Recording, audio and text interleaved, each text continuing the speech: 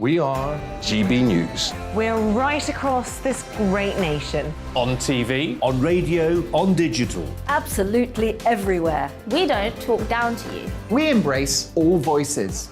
With honest and civilised conversation. We're not part of the establishment. We're one of you.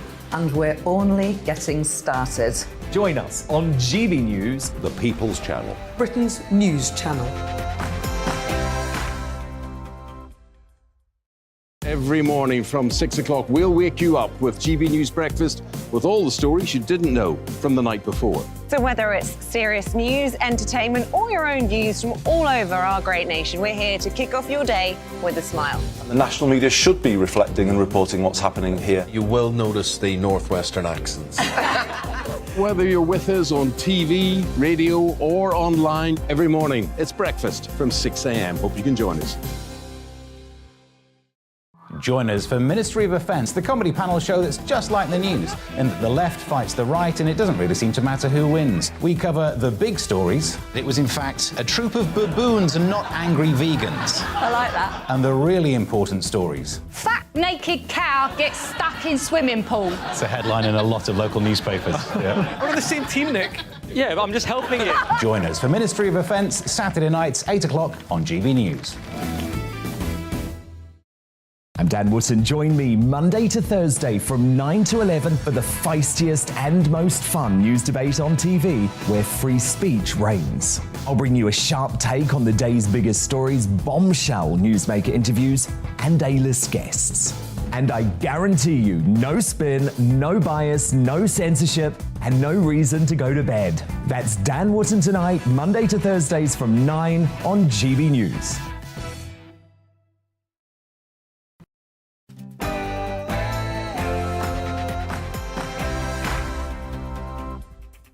Hello and welcome to The Briefing with me, Tom Harwood. We've got a 2-hour political bonanza for you today. And for those 2 hours, I'm delighted to say I will be joined by the former editor of Labour List, Peter Edwards, and the head of public policy at the Institute of Economic Affairs, Matthew Lesh. We'll be reviewing the week in politics. Here's what's coming up this hour. We'll be discussing the housing crisis. Did the Prime Minister go far enough yesterday in his speech? And will he actually announce details in the coming weeks of the government's plans? We'll speak also to Tory MP Kevin Hollinrake. Well, we've all seen the horrendous news yesterday of the captured British soldiers in Russian-occupied eastern Ukraine being sentenced to death. We'll be speaking to a former British Army officer about why this is such an issue. And are trade unions taking us back to the 1970s? RMT are threatening travellers with days of chaos later this month unless they get a wage increase. Is it appropriate for unions to be holding the government to ransom like this? We'll be discussing it all in detail. And of course, give me your political briefing. Send in your views and opinions on everything we discuss by emailing gbviews@gbnews.uk, or you can, of course, tweet me at GBNews.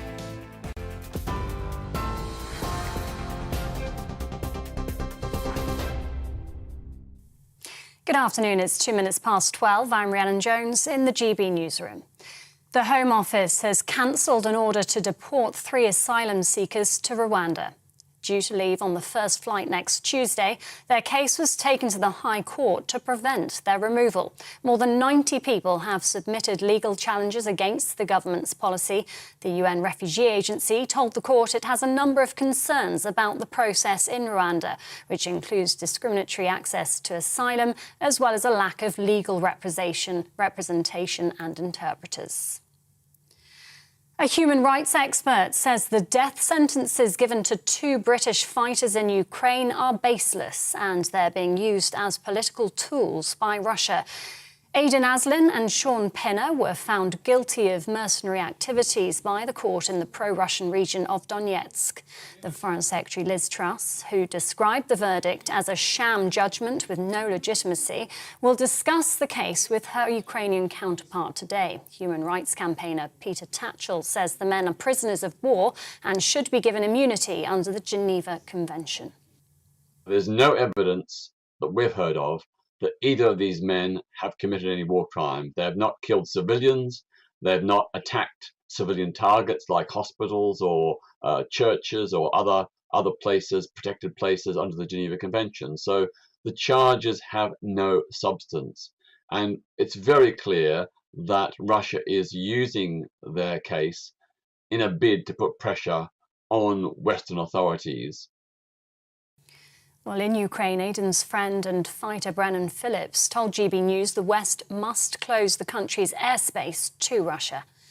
That is what they use to dictate the tempo and of the combat operations on the ground. And the only reason they've been able to make advances, a decisive Ukrainian victory is the best means to securing their release, and will give the UK and the Ukrainian government leverage to negotiate the terms of their release. Sir Keir Starmer has held talks with some of Northern Ireland's leaders at Stormont as the row continues over the post-Brexit trade agreement. The Labour leader was expected to call for compromise to end the deadlock over power sharing. The DUP is refusing to form an executive in protest against the protocol. Transport for London and First Group are expected to admit failings over the Croydon tram crash in 2016.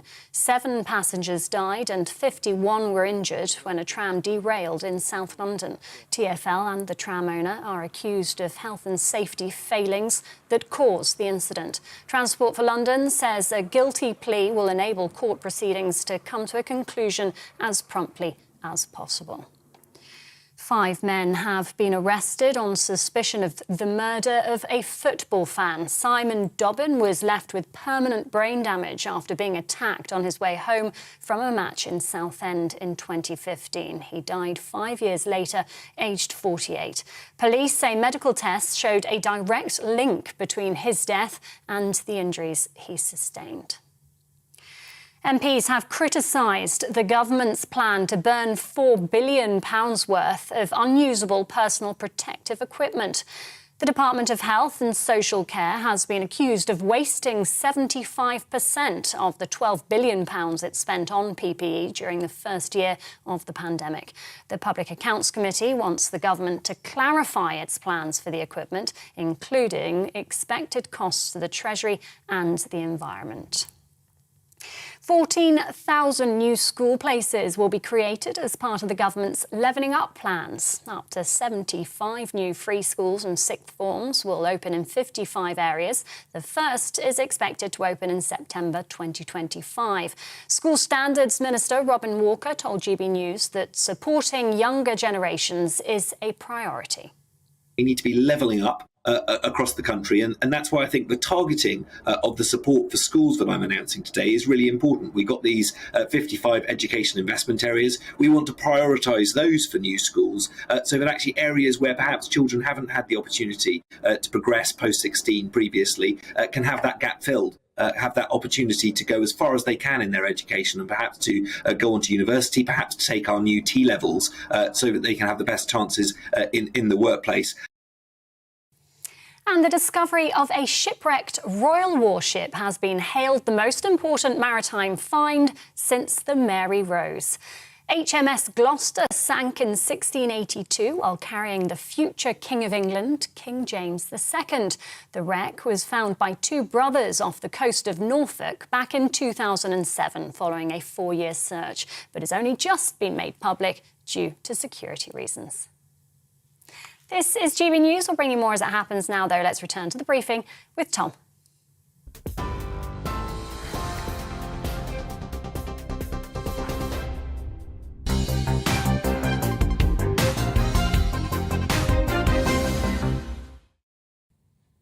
Good afternoon and welcome to the briefing. Now, Boris Johnson has unveiled plans to boost home ownership and address the UK's faltering economic growth in a bid to reboot his troubled premiership. Days after suffering a major blow to his authority when 41% of his own MPs voted against him in a crunch confidence vote, the Prime Minister used a speech in Blackpool yesterday to set out plans to extend the right to buy scheme to millions of people who rent their homes from housing associations. He also announced the review of the mortgage market, which could open the door to people on benefits being able to borrow money to buy their own homes, taxpayers' money. that is.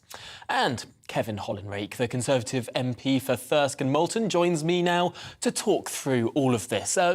Thanks for joining us on the programme. First of all, the government has, to its credit, attempted, not once, but a few times over the course of the last 10 years, to try and fix the housing crisis. Robert Jenrick brought forward reforms to planning. They were then ditched. Back in the day, Nick Bowles brought forward reforms to planning. They were also ditched. Is the government going to finally come up with something that might actually stick? Well, yes, I think so. I mean, this worked before, if you remember, during the Thatcher Revolution, the home ownership revolution. In this country, only 55% of us used to own our own home before right to buy, and that increased to 67% following the right to buy measures. And not just the percentages, but you and I, Tom, will remember houses, certainly in where I grew up in Easingwold, where lots of houses, probably run-down houses on council estates, were suddenly bought by the occupants and renovated, double glazing, new garages, extensions, all these kind of things. The real pride that people get from owning their own home. It worked before. There is nothing to say it can't work again. So I think these proposals are certainly worth pursuing. I think no one can doubt that people being able to buy the home they rent in probably is a good idea. That is an opportunity afforded to them. I don't see how it has that much to do with the overall housing crisis, the crisis of affordability. That's not about the right to buy, that's about how expensive houses are.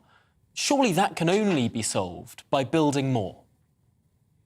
Well, actually, I don't agree with that. I think the supply and demand equation is so far out of kilter. You can build literally millions of houses every year and you still wouldn't address that problem because there is such a structural shortage in the housing market. Yes, you can try and build more to try and address that problem. Actually, what tends to happen when you build more, developers usually build big houses for wealthy people rather than the houses we need, which is more affordable houses for people at the bottom end of the income scale. That's what we're trying to deliver. So this isn't the only solution. There are other solutions as well. I personally think we should invest far more in social rented accommodation, properly, truly affordable rents. I think we need to step up in those areas too. But I think these are the really reforms that really matter. There's an affordability crisis right at the bottom end of the market, both to rent and to purchase. And yet the Prime Minister said it himself yesterday. Since 1970, France built 16.7 million new homes, and the UK built only 8 million new homes. Fewer than half the new homes being built in the UK, a country of a similar size and pretty much the same population as France. Surely, yes, we can talk about how out of kilter the demand and supply side of the equation are. Surely that's not a reason to not try to redress the balance. I don't say we shouldn't try and build more homes. You've just got to build the right kind of homes. I mean, you say France is the same size as the UK. Geographic, in terms of territorial, it's about 50% bigger. So the supply constraints are much less profound in France than they are in the UK. And planning will always be controversial in the UK. We've got real restrictions on planning in the UK, and we're not likely to start to ease those restrictions without a massive political backlash. You know how sensitive things like Greenbelt is, for example. I've never objected to a single Kevin Hollinrake, in my patch. So I do think Kevin Hollinrake, the size of the Greenbelt, in our areas, but nevertheless, you can't solve the problems purely by building more homes. That's my message. And yet the size of the Greenbelt has doubled since 1979. We've been expanding the amount of greenbelt in this country, and similarly, the amount of land that is built on with housing is less than 2% of the country. Anyone who's taken a train across our green and pleasant land, anyone who's been lucky enough to have one of the planes that hasn't been cancelled across this summer will be able to fly off from the southeast and see the majority of the land is green, green, green. Expanding the amount of housing, even doubling the amount of housing in the United Kingdom would only take us up to just over 3% of land being built on. Surely that's not outside the realms of political possibility. Well, as I said before, I'm not against doing that. I'm not against building more homes on brownfield land and on greenfield land. I'm just saying it's controversial, and the planning system predicates against it. Now, people have tried to change the planning system. You mentioned Rob Jenrick's changes, where there was some merit in those changes, but they're hugely politically difficult. And I think what the Prime Minister has come to, Michael Gove's come to, is a pragmatic solution, part of a solution to solve that problem. But you're absolutely right. Of course, we should be looking to build more homes. But can I give you an example in one of my local towns? Of the 250 houses being planned in that town, only 8 were two-bedroom homes. The rest were larger homes for families, probably moving into the area. And that's what's controversial about this. If you're building homes that people need locally, it's less controversial. That is not what tends to happen. So we have to get the planning side of the system right as well. You're absolutely right. But there are other quicker fixes, this being one of them. The government's also done some good stuff, I think, on shared ownership and a policy called First Homes, which homes are sold at a massive discount, but that discount's passed on to the next person. So some really good thinking, I think, in housing. We just need to deliver on it. Well, let's hope that a lot of what was said yesterday may turn out actually to come about. It hasn't always been the case, but we'll watch it all closely. Kevin Hollinrake, thanks so much for joining us here on the briefing this afternoon. Thank you. Well, now let's turn to the panel to see what they had to make of what Kevin Hollinrake had to say there. First of all, former editor of Labour List, Peter Edwards. What do you make of the difference between planning liberalisation and all the other different things that the Prime Minister was saying yesterday? The prospect of 95% mortgages, the prospect of right to buy. Well, various governments, generally Tory, have been wrestling with planning liberalisation for decades, and we all know how complex Britain's planning system is. What I want to talk about is house building, because I think that was the most eye-catching element of what Boris Johnson was not announcing, if you like. So, of course, there was a headline about people in receipt of benefits being able to get mortgages and buy their own home, perhaps through the benefit system, which, on the face of it, has some positives. But the problem is prices are high. Prices are high because there's a shortfall in supply. And I was very glad you picked up on house building in an interview with Kevin Hollinrake, because there's a problem in the past, which is right to buy is from the Thatcher era, was an iconic policy. Everyone, left or right, has a view on that. Around 1.5 million social housing tenants bought their own home, but we're not replacing them enough. And we know we didn't replace those 1.5 million in the 80s, 90s to sufficient extent. And I got another stat from you. I've just been looking at what Shelter, the homeless charity, has said about this issue.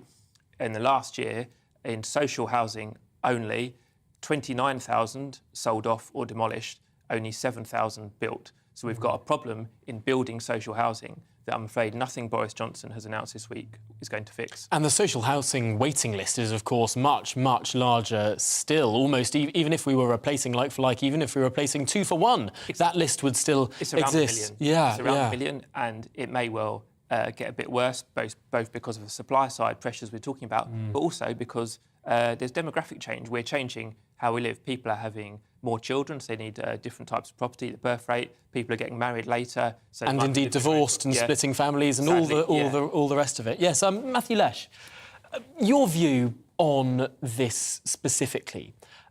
The things that the Prime Minister announced yesterday, were they substantive? Quite frankly, no. I mean, we got a lot of good rhetoric throughout the Prime Minister's speech about a whole bunch of different issues, a refocus away from tax and spend to saying we need to get rid of the regulations and the red tape that are holding businesses back, that are pushing up prices to consumers. We then got to the part of the speech where he announced his supposed radical response to this, and it was anything but radical. I mean, these are reheated ideas, some of them good, some of them bad, like the idea of extending right to own to housing association tenants, like fiddling with the mortgage system. But this is, quite frankly, all just moving chairs on the Titanic, when what you need to do is actually reform the planning system. And we know the UK has a shortage of housing. We know the fact is that we have 17% higher per capita housing in Ireland, 42% higher in Germany, and 50% higher in France. So the fact is the UK has not built enough homes for a consistently long period of time. That all goes back to the most disastrous piece of legislation, the Town and Country Planning Act from 1947 and its successors. If you don't reform that, you're not going to get the planning going. Unfortunately, despite the ambitious talk of the government, they're not willing to actually push back against the potential veto actors, people who want to stop planning reform. It's an incredibly contentious thing. I think it was, as we were hearing with Kevin Hollinrake there, the local opposition to so much building is going to be, it's a huge fight for any government to take this on.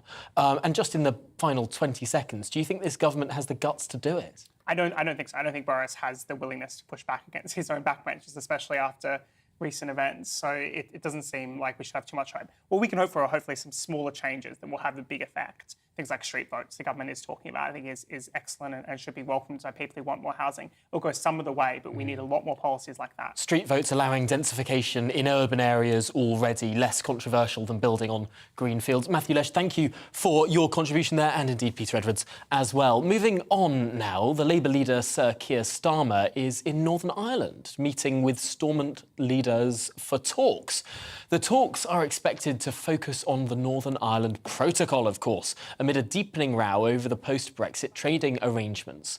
Well, let's cross over to Stormont now and get the latest from the GBNews Northern Ireland correspondent, Dougie Beattie.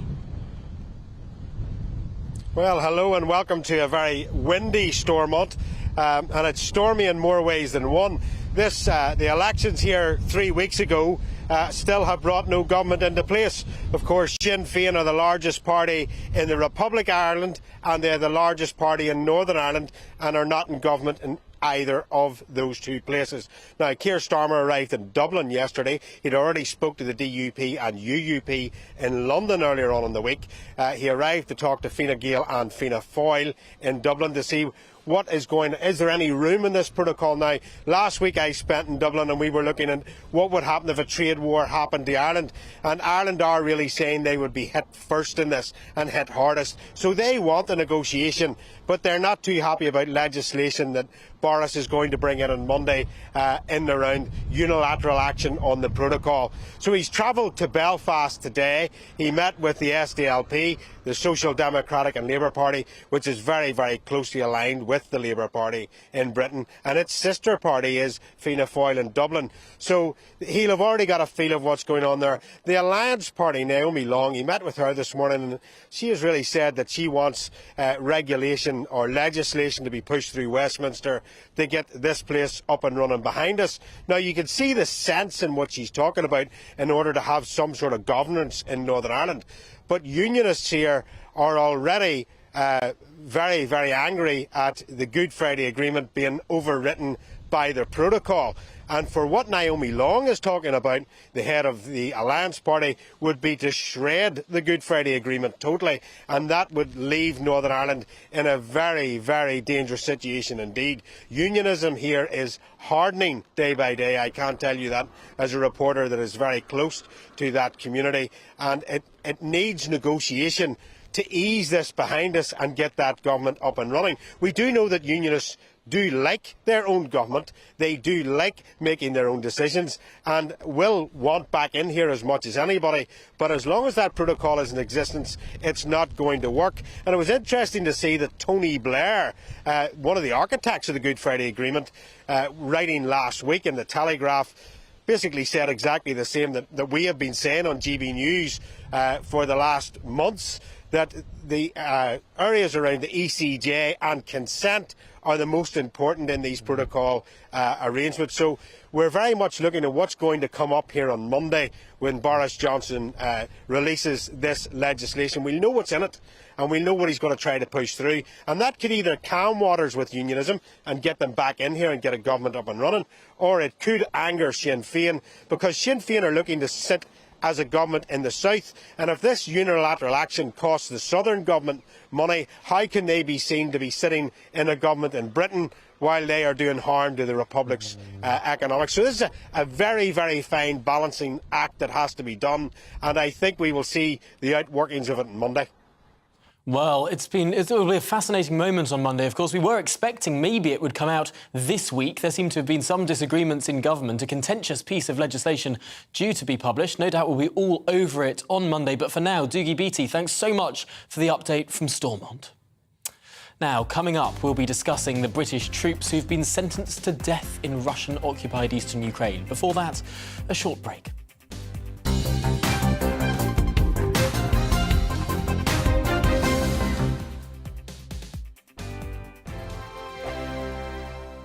We are GB News. We're right across this great nation. On TV, on radio, on digital. Absolutely everywhere. We don't talk down to you. We embrace all voices. With honest and civilised conversation. we're not part of the establishment. We're one of you. And we're only getting started. Join us on GB News, The People's Channel. Britain's news channel. Every morning from 6 o'clock, we'll wake you up with GB News Breakfast with all the stories you didn't know from the night before. So whether it's serious news, entertainment, or your own views from all over our great nation, we're here to kick off your day with a smile. The national media should be reflecting and reporting what's happening here. You will notice the northwestern accents. Whether you're with us on TV, radio, or online, every morning, it's breakfast from 6 a.m. Hope you can join us. Join us for Ministry of Offence, the comedy panel show that's just like the news, in that the left fights the right and it doesn't really seem to matter who wins. We cover the big stories. It was in fact a troop of baboons and not angry vegans. I like that. And the really important stories. Fat naked cow gets stuck in swimming pool. It's a headline in a lot of local newspapers. Yeah. We're on the same team, Nick. Yeah, but I'm just helping you. Join us for Ministry of Offence, Saturday nights, 8 o'clock on GB News. I'm Dan Wootton. Join me Monday to Thursday from 9 to 11 for the feistiest and most fun news debate on TV, where free speech reigns. I'll bring you a sharp take on the day's biggest stories, bombshell newsmaker interviews, and A-list guests. And I guarantee you, no spin, no bias, no censorship, and no reason to go to bed. That's Dan Wootton tonight, Monday to Thursdays from 9 on GB News.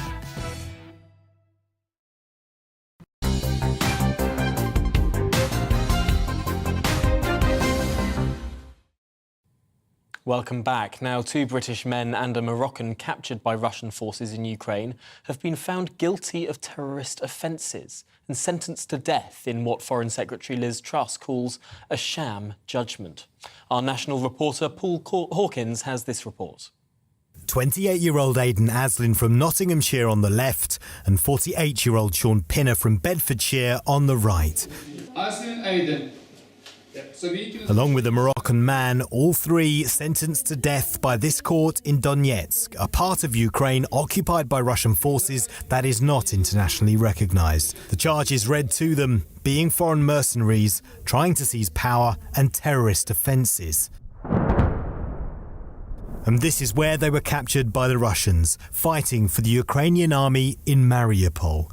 Their families say as serving soldiers they're prisoners of war and therefore are protected by the Geneva Convention. Ukraine's former president is Petro Poroshenko. This is the barbarian face of Russia. This is just a strong message which the whole world should send to Russia, that Russia has a zero jurisdiction on this territory. Aidan Aslin is a former care worker who moved to Ukraine in 2018. The same year, he got engaged to a Ukrainian woman and joined the country's military. He'd previously fought with the Kurds in Syria against so-called Islamic State. Sean Pinner, meanwhile, is a former British soldier who moved to Ukraine 4 years ago, also marrying a Ukrainian woman and using his experience to train the country's military. His family say his 3-year contract was due to expire at the end of the year and he was planning to take up humanitarian work. Jason Fajulich spoke to us in April. He fought with both men in Syria. I believe in the beginning they said if they found any foreign fighters that they would just treat them as terrorists, which unfortunately we know for Russia is execution on the spot. So we're lucky that these 2 are still alive. In fact, their social media presence has probably helped keep them alive. But as we see now, they are being used as a Russian mouthpiece for their propaganda. The Foreign Secretary Liz Truss has called it a sham judgment with absolutely no legitimacy. The British government has confirmed it's liaising with its Ukrainian counterpart to try and secure the men's release. And this man seen here with Vladimir Putin could be the key. Viktor Medvedchuk is a pro-Russian Ukrainian politician currently held on charges of high treason. Moscow has already suggested swapping him for the 2 British nationals. Boris Johnson really does care, like he says he does, about British citizens. And he would help pressure Zelensky to do the right thing and return Victor to his family and return us to our families. The two Britons will appeal the sentencing, their fate now in the hands of diplomacy. Paul Hawkins, GB News. What an incredibly sad case. Well, Lieutenant Colonel Stuart Crawford, former British Army officer, joins me now. This is such a tricky line to draw for the government. It's such this situation whereby Russia has captured and is now threatening with death two Britons and using them as sort of sock puppets, as mouthpieces to try and extract their own political prisoners. What should the government be doing in response? Good afternoon, Tom. That's a very good question. I mean, I think that, first of all, Liz Truss is absolutely right in saying that the court has no legitimacy and they have been arraigned on trumped-up charges. It's quite clear to me and other observers that they were, in fact, fighting with the Ukrainian army or the militia and are legitimate combatants and therefore should be treated as prisoners of war. Interestingly, the court declared them mercenaries, and mercenaries do not get the same protection as prisoners of war or other combatants under the Hague Regulations or the Geneva Convention. So there's a bit of macabre theatre going on here, and it is a political pull-push situation, which is very difficult to resolve, but I suspect will have to be resolved diplomatically. Does that mean that the United Kingdom might go forward and pressure the Ukrainian government for a prisoner swap? I mean, that does sound like something that we really shouldn't be countenancing, given the independence of Ukraine that we respect, given that Ukraine wouldn't hand over high-valued prisoners that they have in response to Ukrainian soldiers that Russia has captured. Would we be falling into a Russian trap if we began to pressure Ukraine over this? Oh, yeah, I mean, I think absolutely right that the people we need to pressure are the Russians, and I'm assuming that at some point the Russian ambassador will be summoned to the Foreign Office and told that this is a situation which is unacceptable. And I don't think we should be pressurising the Ukrainians to buckle to any Russian demands, quite the opposite. I think it's time we started getting on the front foot and getting the Russians to start acceding to some of our demands in support of Ukraine. And yet, what leverage do we have? What more sanctions can we apply? What more can we do to pressure the Russians? The Russians already see us as basically global enemy number 2 after Ukraine. Yes, that's absolutely right. I mean, I think all we can do at the moment is keep on keeping on, if you like, supplying supplying Ukraine with weaponry and munitions, possibly in much larger numbers and much quicker than we currently are doing at the moment with the rest of the West. And indeed, keep up pressure on sanctions, which are undoubtedly hurting the Russian economy, and keep up the pressure that makes Russia a bit of a political pariah under Vladimir Putin. But we might be in for the long haul here because this war is going to go on for a while yet. And I don't think the plight of the British citizens who are prisoners and who have just been sentenced will be resolved in the immediate future. I suppose when it comes to sanctions, they're not going to work if we sort of apply them for a short period of time. We need to be in it, as you say, for the long haul. Well, Lieutenant Colonel Stuart Crawford, thanks so much for joining us this afternoon on The Briefing for that really quite sober conversation. Well, let's turn now quickly to today's panel. 30 seconds each. Peter Edwards, your response. Well, it's grotesque, and I feel enormously for the British people being held in Donetsk and their families who must be in turmoil. And I think in the time we have, it's important to point out Donetsk is not in Russia, it's in Ukraine. This is not a court that's recognised. It's an enclave of a pro-Russian area which the West and Britain does not recognise. We don't recognise it as a trial, and we certainly don't recognise these guys as mercenaries. They were regular soldiers in a regular army, so it's morally, intellectually and factually wrong in every way, and we should stand foursquare behind them. Well said. And Matthew Lesh. Okay, I completely agree. It's totally barbaric and disgusting behaviour, but sadly not that surprising considering this is a Russian war of aggression against Ukrainian people. This is them claiming they have some historical, obviously falsely, some historical claim to other people's land, whether they want that or not. And unfortunately what we've seen from, we saw some footage of Putin in recent days basically saying, you know, we're going to keep it going. He's completely relaxed about it. I think the moral culpability starts and ends there.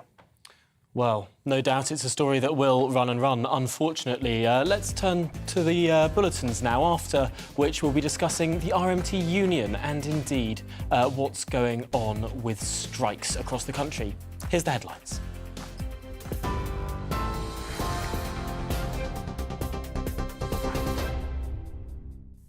Good afternoon, it's 12:34. I'm Rhiannon Jones in the GB newsroom. The Home Office has cancelled an order to deport 3 asylum seekers to Rwanda. Due to leave on the first flight next Tuesday, their case was taken to the High Court to prevent their removal. Their lawyer argued that the Home Secretary's plan is irrational. More than 90 people have submitted legal challenges against the government's policy. Russia has told the UK it should appeal to the authorities in Ukraine's separatist region Donetsk after 2 British men were given death sentences. Aidan Aslin and Sean Pinner were found guilty of mercenary activities by a court in the separatist region. The Foreign Secretary raised the case with her Ukrainian counterpart during a call this morning. Liz Truss described the verdict as a sham with no legitimacy. The Labour leader Sir Keir Starmer says his party will vote against government plans to unilaterally override elements of the Northern Ireland Protocol. After meeting with political leaders in Northern Ireland, he said he believes the deadlock over power sharing in the region can be resolved through negotiation. The DUP is refusing to form an executive in protest against the protocol. Sir Keir says new legislation is the wrong approach. I think there's been an impasse in the negotiations because we haven't seen the high levels of trust that we need for negotiations like this, not least from our Prime Minister, but also we need give and take on both sides. The EU as well as the UK to give and take, to be flexible about the approach. But when I think of the very many challenges in Northern Ireland in the last 20 years, including the Good Friday Agreement in itself, I do not think that the remaining issues under the protocol cannot be resolved with a different approach. MPs have criticised the government's plan to burn £4 billion worth of unusable personal protective equipment. The Department of Health and Social Care has been accused of wasting 75% of the £12 billion it spent on PPE during the first year of the pandemic. The Public Accounts Committee wants the government to clarify its plans for the equipment, including expected costs to the Treasury and the environment. TV online and DAB Plus radio, this is GB News. Don't go anywhere. Tom will be back in just a moment.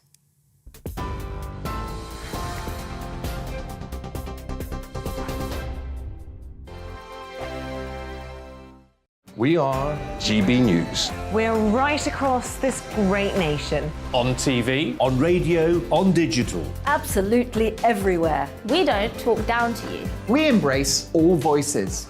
With honest and civilised conversation. We're not part of the establishment. We're one of you. And we're only getting started. Join us on GB News, The People's Channel. Britain's news channel. Every morning from 6 o'clock, we'll wake you up with GB News Breakfast with all the stories you didn't know from the night before. So whether it's serious news, entertainment, or your own views from all over our great nation, we're here to kick off your day with a smile. And the national media should be reflecting and reporting what's happening here. You will notice the northwestern accents.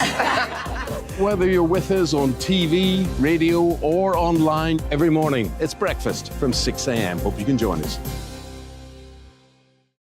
Join us for Ministry of Offence, the comedy panel show that's just like the news, in that the left fights the right and it doesn't really seem to matter who wins. We cover the big stories. It was in fact a troop of baboons and not angry vegans. I like that. And the really important stories. Fat naked cow gets stuck in swimming pool. It's a headline in a lot of local newspapers. Yeah. We're on the same team, Nick. Yeah, but I'm just helping you. Join us for Ministry of Offence, Saturday nights, 8 o'clock on GB News. I'm Dan Wootton. Join me Monday to Thursday from 9 to 11 for the feistiest and most fun news debate on TV, where free speech reigns. I'll bring you a sharp take on the day's biggest stories, bombshell newsmaker interviews, and A-list guests. And I guarantee you, no spin, no bias, no censorship, and no reason to go to bed. That's Dan Wootton Tonight, Monday to Thursdays from 9 on GB News.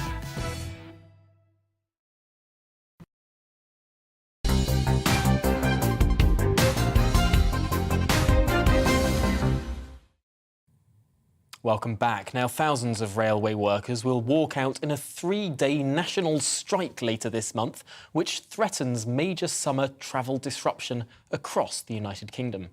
The RMT union said it will shut down the country's railway network on the 21st, 23rd and 25th of June after talks over pay and redundancies fell through.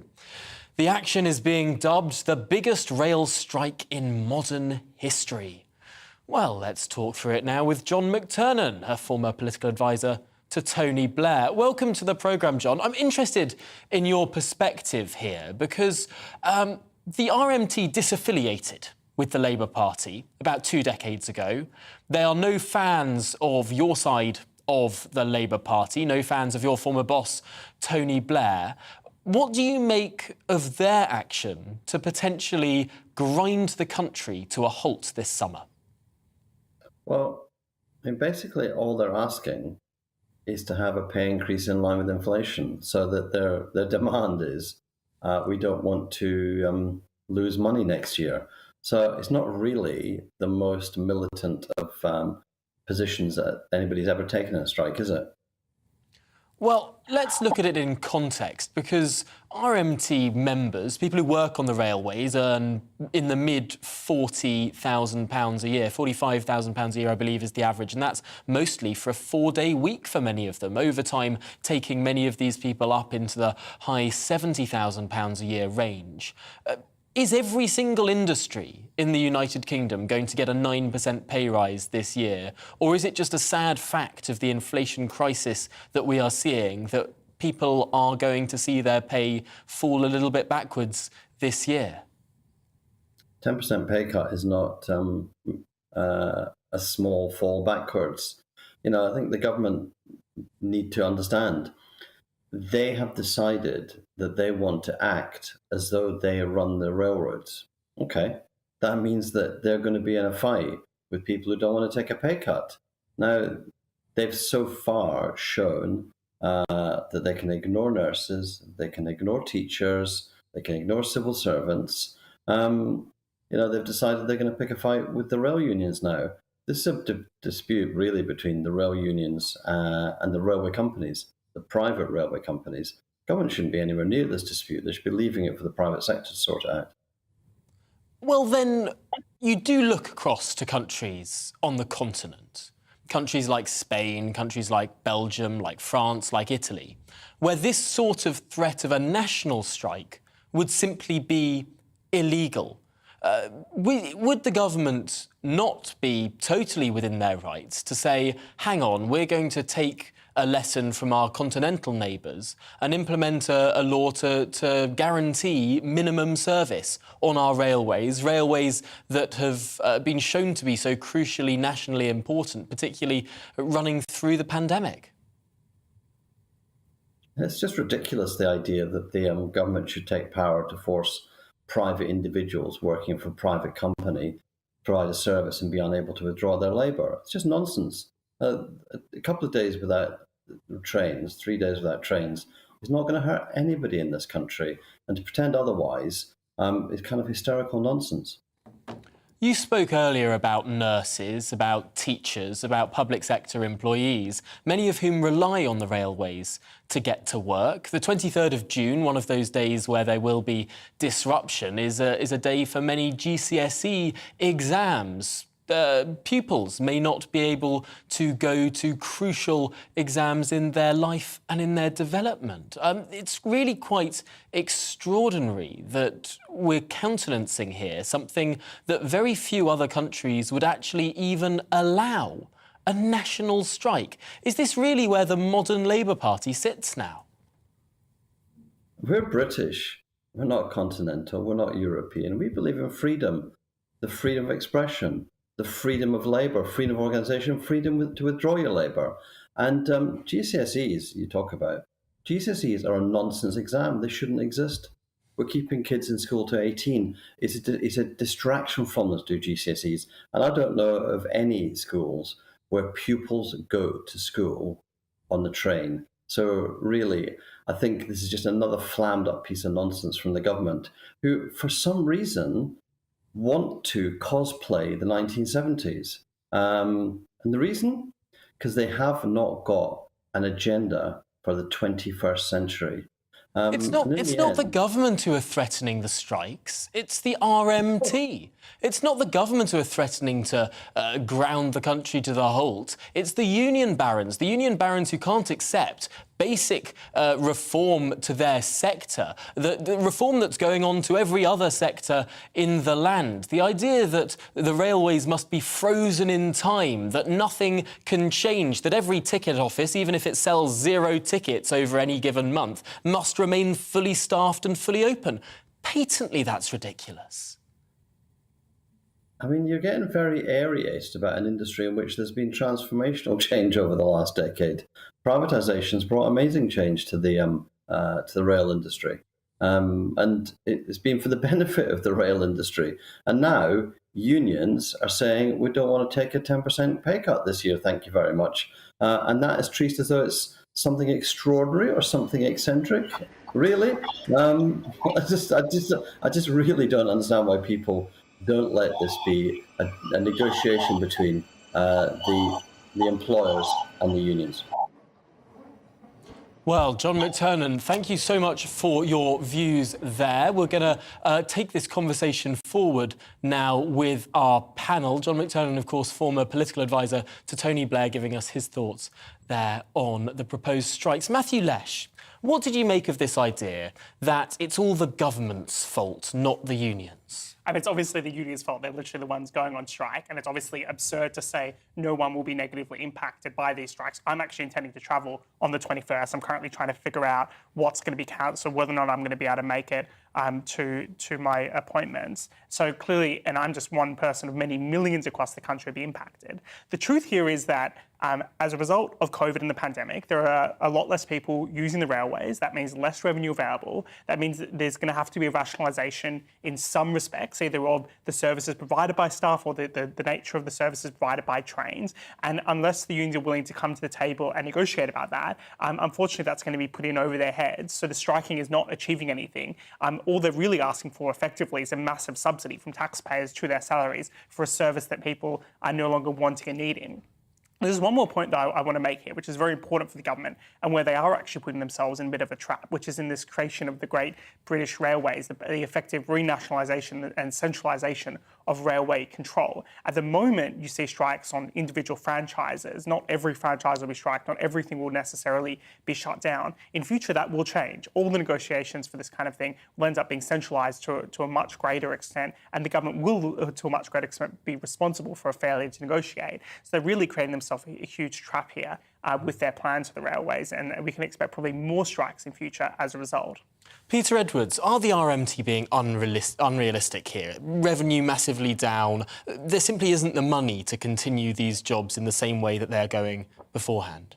Would you just cut the jobs in? I mean, that might be the implication. I'm afraid I thought a lot of your questions to John McTernan were completely daft, and I want to disentangle some of these points. So first of all, strike days since the 1970s have dropped by around 90%. So Britain's in very different territory to 30 years ago. Secondly, is Britain going to grind to a halt? No, because on the strike days, trains are due to run, but it will be a reduced service. Thirdly, is there going to be a strike? Well, it's likely, but it's not confirmed, because we all know they're often last-minute negotiations take a strike off the table. But personally, as a lifelong trade unionist, since I started work around 20 years ago, I've been a trade union my whole life. Like John McTernan, I would support anyone's right to withdraw their labour. And what we're talking about here is it fair that you take a 10% pay cut? Or is it sensible that you cut up to 2,500 maintenance jobs? Now, there are different disputes among different trade unions with different train operating companies. So it's obviously quite a complex dispute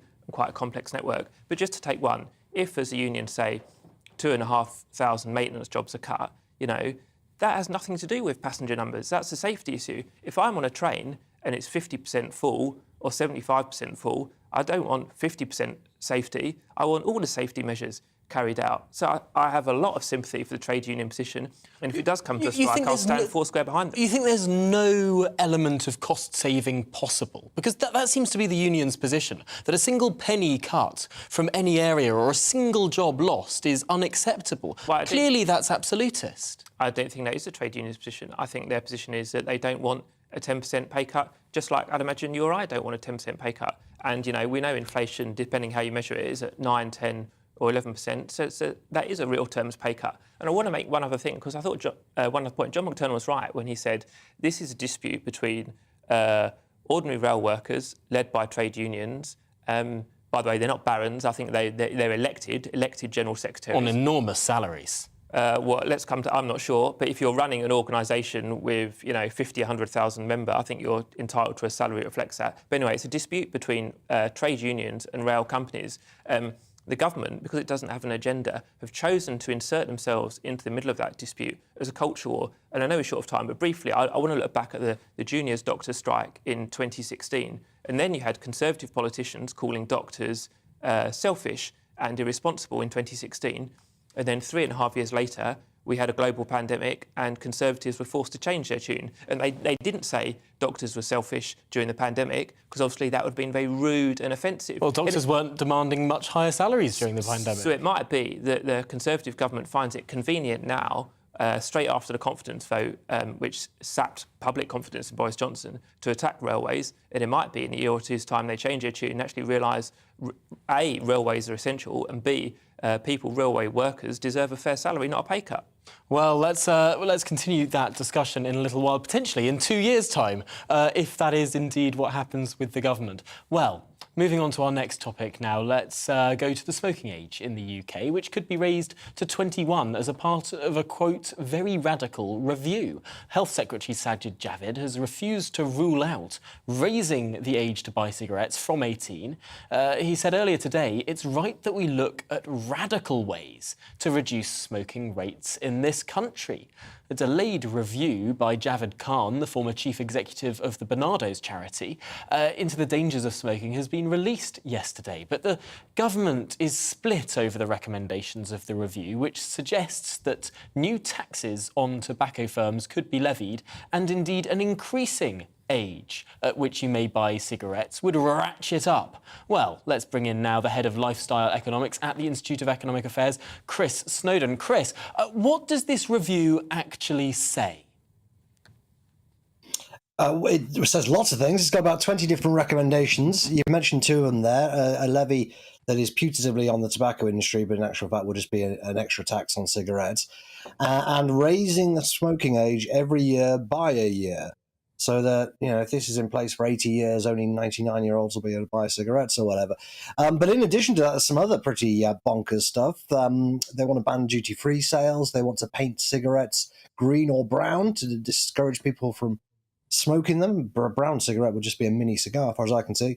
They want individual health warnings on cigarettes. They want to ban films and TV programs that show people smoking before 9 p.m. And when they do show them, there's going to be little warnings flash up saying smoking's bad for you. All sorts of things. And really a real smorgasbord of nutty ideas. I have come across some of these policies before because I follow the nanny state lobby quite closely, but they've never taken off. They've never really got any traction. This idea of raising the smoking age every year has been discussed and possibly is in line to be introduced in New Zealand. So we'll see how they get on there.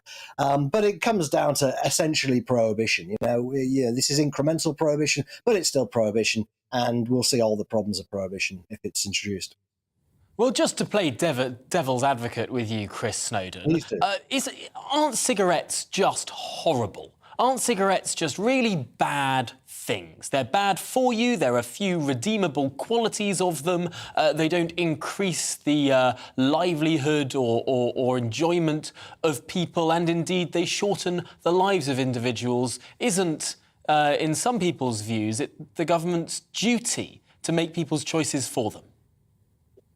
Well, I mean, I don't know if you're even allowed to say this anymore, but smoking is actually very enjoyable, which is why, before we found out it was really bad for you, 50% of the population smoked. It's why we've still got 6 or 7 million smokers in the UK now, despite the fact that a pack of cigarettes costs £13, despite the fact that they've got disgusting pictures on them and they're in plain packaging and all the rest of it.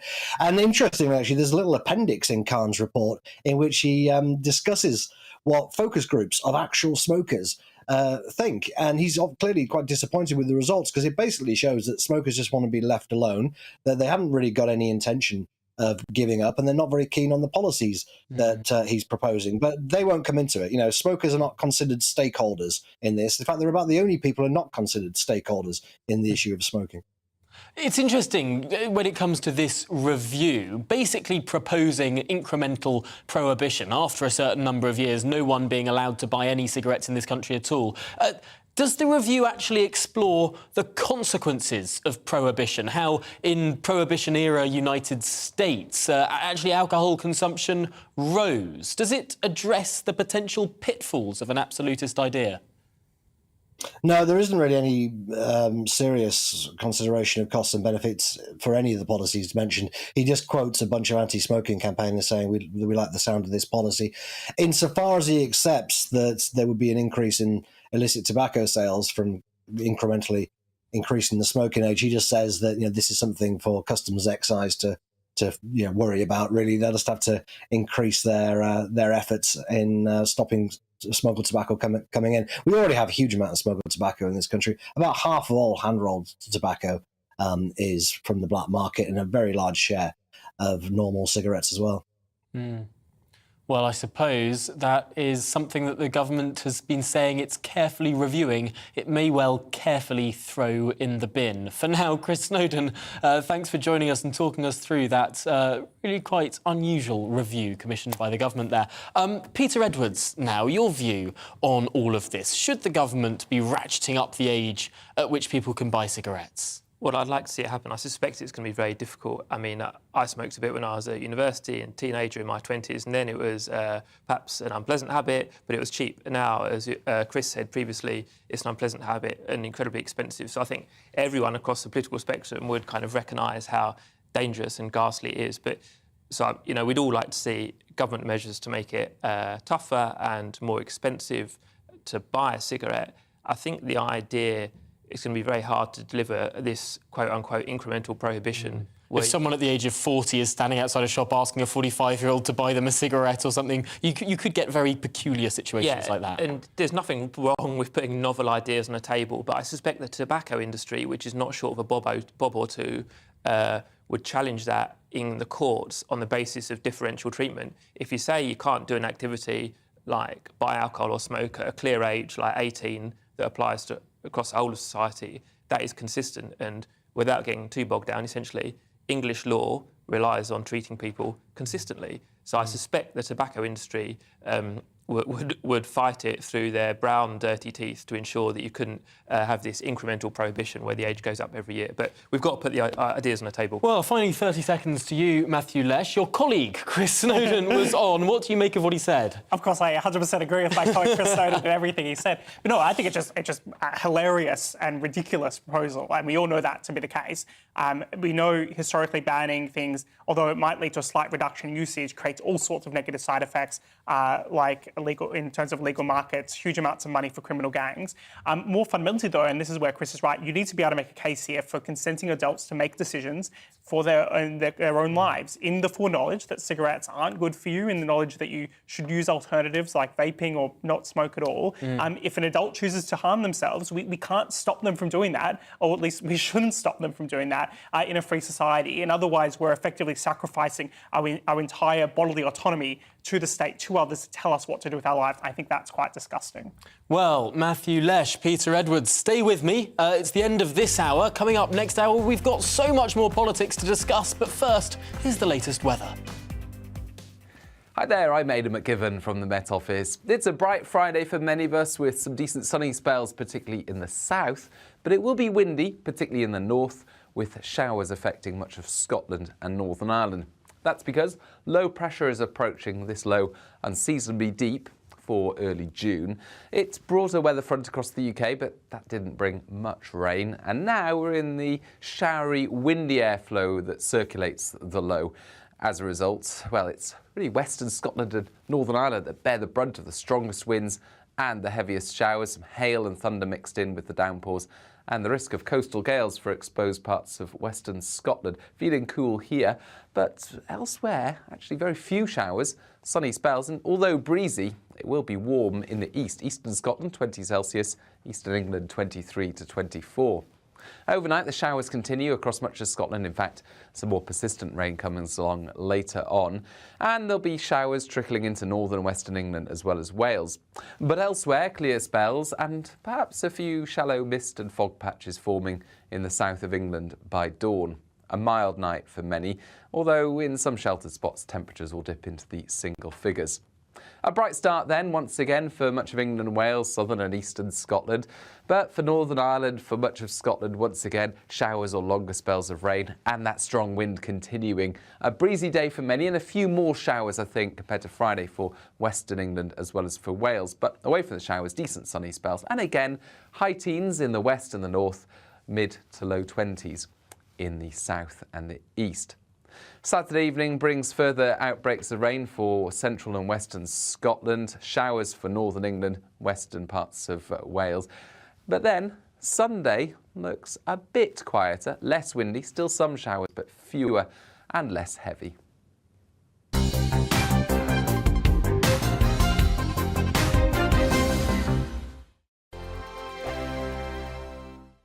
We are GB News. We're right across this great nation. On TV, on radio, on digital. Absolutely everywhere. We don't talk down to you. We embrace all voices. With honest and civilised conversation. we're not part of the establishment. We're one of you. And we're only getting started. Join us on GB News, The People's Channel. Britain's news channel.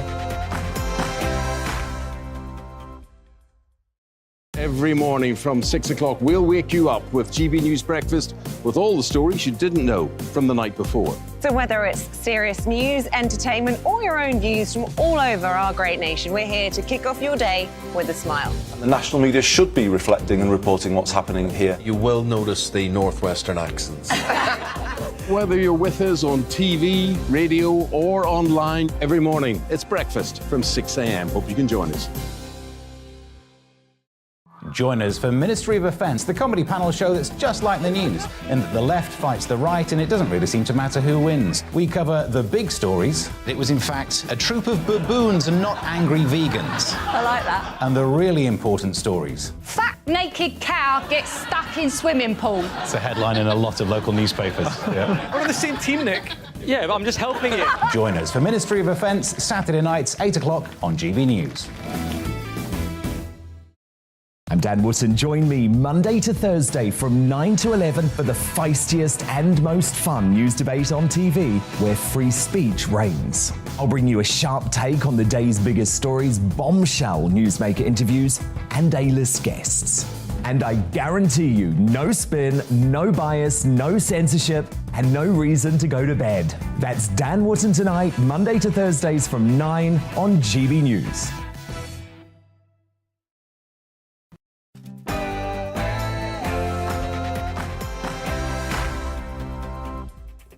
Hello and welcome back to The Briefing with me, Tom Harwood, this afternoon. I'm still joined by the former editor of Labour List, Peter Edwards, and the head of public policy at the Institute of Economic Affairs, Matthew Lesh. Here's what is coming up this hour. We will be discussing the Prime Minister's plans to tackle the cost of living crisis. Has he gone far enough? We'll be speaking to the Liberal Democrat MP, Christine Jardine. And the Rwanda plan is under threat before it's even begun due to a challenge by a left-wing coalition of activist groups. We will get the latest on these legal challenges as they kick off at the High Court. And the former Labour Cabinet Minister Peter Mandelson has told Keir Starmer to ditch the green agenda. Will Starmer listen to his advice? And more importantly, will the PM move away from it too? And as the Prime Minister clings on to his premiership, we'll be talking to GB News presenter Alistair Stewart on the Prime Minister's position in context over time. And give me your political briefings. Send in your views and opinions by emailing gbviews@gbnews.uk or tweet me @GBNews.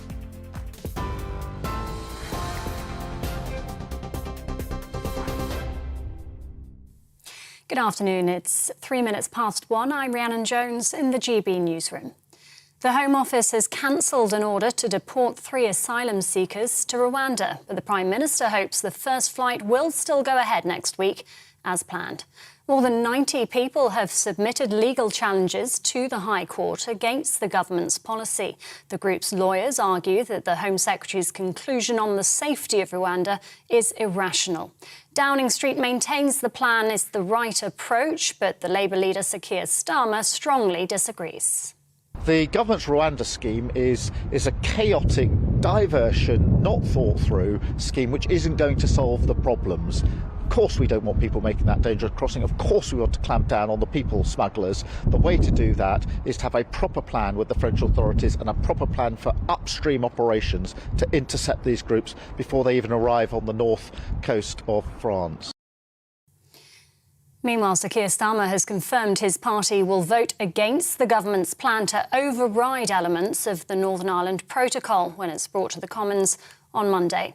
After meeting with political leaders in Northern Ireland, he said he believes the deadlock over power sharing in the region can be resolved through negotiation.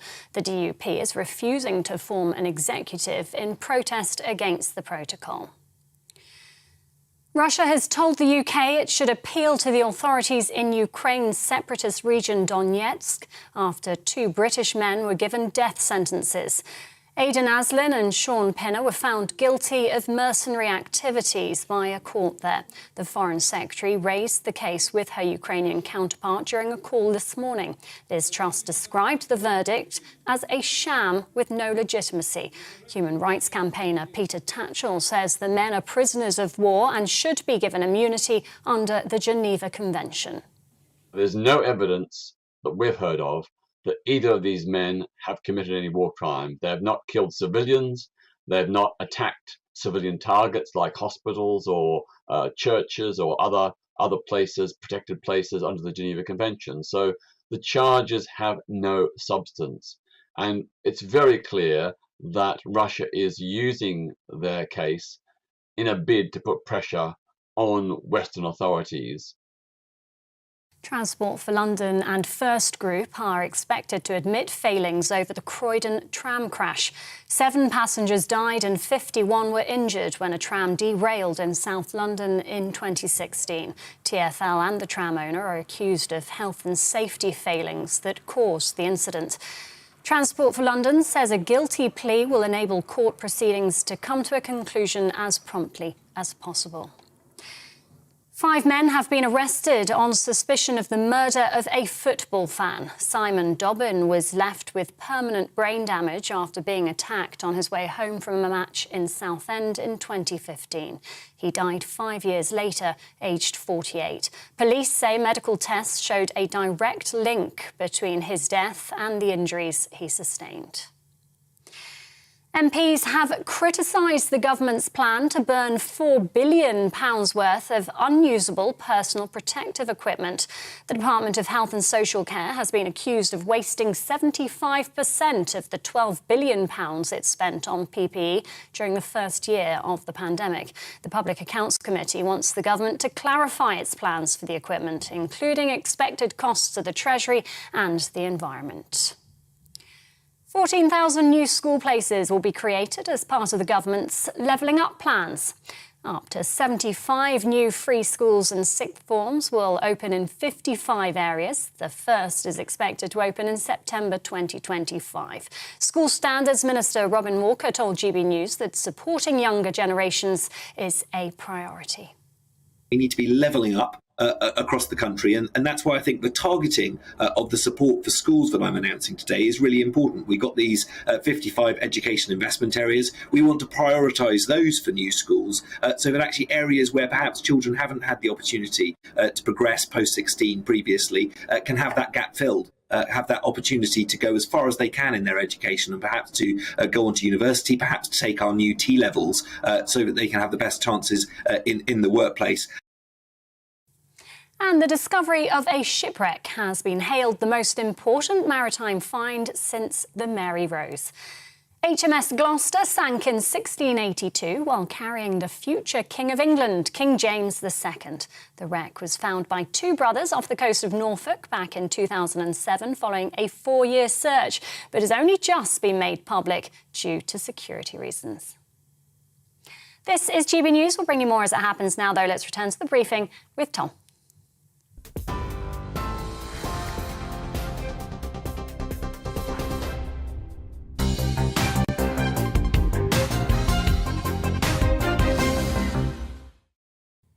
Welcome back. Now, yesterday, the Prime Minister unveiled plans to boost home ownership and address the UK's faltering economic growth. Having just days before suffered a major blow to his authority when just 41%, just over 40%, that is, 41% of Tory MPs voted against him in the 1922 confidence vote, he used his speech in Blackpool to announce an extension of the right to buy scheme to millions of people who rent their homes from housing associations. And he announced a review of the mortgage market too. Well, let's bring in Liberal Democrat MP and Treasury spokesperson Christine Jardine. Christine, this was a speech that was trying to reset the Prime Minister's premiership. Could this potentially be a worry for the debate as it moves on to more economic grounds, as potentially the Conservative Party starts talking about cutting taxes too? I don't think the worry is for the debate, Tom. I think the worry is for the people up and down the country who are faced with the consequences of this government's economic incompetence. Now, the Conservative Party has always prided itself on being the party of business. They've let business down. They've prided themselves on being the party that understands the economy, and they're making a right royal mess of that, aren't they? So I think the consequences are not for the debate. The debate is the result of the concern that we are feeling up and down the country, that voters are telling us about, that my constituents are coming to me with daily. And it's because this government is getting it wrong. A speech about, I mean, the speech that the Prime Minister made seemed almost detached from the reality of what people are facing. To stand up there at the height of a cost of living crisis, when people are now looking at, £100 to fill the average car. The average family car is going to cost you £100 to fill your tank. We're now being told, try to take short journeys. Now, in that, when the choice people face is between feeding the children or not being able to feed the children, to say to people, well, the thing is, if you're on benefits, we'll let you buy your house. We'll let benefits go towards a mortgage. We'll let housing associations sell properties to the people living in them. Now, you have the right to buy them. Now, I am actually in favour of the right to buy. I own my home, and I believe that people should have the right to buy. But to put that forward as your response to an economic crisis is just ludicrous. And yet, listening to the broad thrust of the speech, and we understand there will be further speeches from the Prime Minister and the Chancellor in the coming days and weeks, the broad brushstrokes that were being set out yesterday, talking about moving away from the sort of big state economy that we've seen in the last 2 years, talking about bringing down taxation, talking about liberalising, cutting tariffs, all of the rest of it. The Tory party's always been pretty good at reinventing itself. Is the risk to the Liberal Democrats and indeed the Labour Party that the Tory party successfully reinvents itself, throws away the legacy of the last 2 years and returns to a pro-growth, low-tax kind of party? Well, you say the last 2 years, but the Conservatives have been in government now for 12 years. And there's another 2 years before the next general election is due. So they're going to have to answer for what they've been doing, not just in the last 2 years, but what they've been doing generally. And it's all very well to make speeches, but, speeches don't put food on the table. Speeches don't actually solve the problem, action does. And no sooner has the Prime Minister made that speech than we see in the Financial Times this morning that Rishi Sunak's mistakes have cost the British taxpayer £11 billion. So, you know, making speeches is one thing, but that is not what actually makes a difference to people every day. And what we are finding on the doorsteps, what voters are saying to us, is that they are unhappy with this government. They feel that they've been let down, that they voted for one thing and they're getting another. Partygate has also had a huge influence because people no longer feel that they can have confidence in this Prime Minister. So when he stands up and makes a speech and says, I'm going to do this, people take it with a pinch of salt because they've heard a lot of things that this Prime Minister has said over the past 2 years which no longer ring true. People are certainly struggling up and down the country. Indeed, people are struggling on the continent as well, and in the United States of America. And I just wonder if whoever was in government over the last 2.5 years, would they not have also made the same decisions that, frankly, most of the Western world took? The same low interest rates, the same quantitative easing, the same lockdowns, the same management of the broad thrust of the economy that has led us to this situation of 9% inflation? No, you would have found that whoever was in government would have faced the same challenges. Whether they would have made the same decisions at the same time is a different thing entirely. We're now in the situation where the OECD is predicting that next year our economy in the next year will go from being the second fastest growing to in G7 to stagnation, to zero growth because of the decisions this government has made. And if you take just one of them, if you take the windfall tax, Ed Davey began calling for a windfall tax on the excess profits of energy companies back in October of last year. It took 7 months for the government to say, actually, you know what, we've got a point. And then what they did was a poor, pathetic excuse for a windfall tax, which will only raise half of what the proposals that Ed Davey put forward would have raised. Now, that's where the difference comes in how the country is affected by the government. A decision made 7 months ago to do more would have saved an awful lot of people going through the economic hardship that they are going through at the moment. The windfall tax the Liberal Democrats proposed would have put £600 back in the average family's pocket. And it would have done it back in October. Instead of which, we are now in the situation where we've got another winter coming up where people are worried about rocketing fuel prices, and they're governed by a Conservative Party which is riven by an internal civil war. That's the problem. Another party in government would have made a whole lot of different decisions at a whole lot of different times and made a big difference to everyone's lives. Well, Christine Jardine, thank you for that assessment, and thanks for joining us on the briefing. We're going to throw this wide open to our panel now. Christine, thanks for joining us. First of all, Matthew Lesh, what did you make of what Christine Jardine had to say about this government making different decisions to those that other parties might have done? I always find it a bit rich watching Keir Starmer in Parliament complain about the extent of NHS backlogs, about the issues with the system. This is the man who couldn't have had more lockdowns before him if he tried. Like, he's the one who was constantly pushing for what ultimately led to the creation of these huge issues in the NHS, perhaps justifiably, but it seems a bit rich to suggest the situation will be any different under Labour, especially since Labour, just like the Tories, are unwilling to reform the system. I think it's a pretty similar story when it comes to the monetary policy issues. This isn't just an issue in the UK. This is facing governments all over the world because independent central banks basically had a sense of groupthink that we can just keep on pumping money into the economy without it having any consequences. We've now known that's not true. So, yeah, I think it's hard to imagine the Lib Dems or Labour would have done anything substantially. Well, let's throw that to Peter Edwards. Well, I know Matthew wasn't able to answer your question, which was about the Lib Dems, and he wanted to stick the boot into Keir Starmer. Let's talk about Boris Johnson. So, cost of living crisis, we saw it coming. I'm afraid these measures, as small as they are, have come out far too late after the horse have bolted, and in a sense the horse has trampled all over Boris Johnson after the confidence vote last week.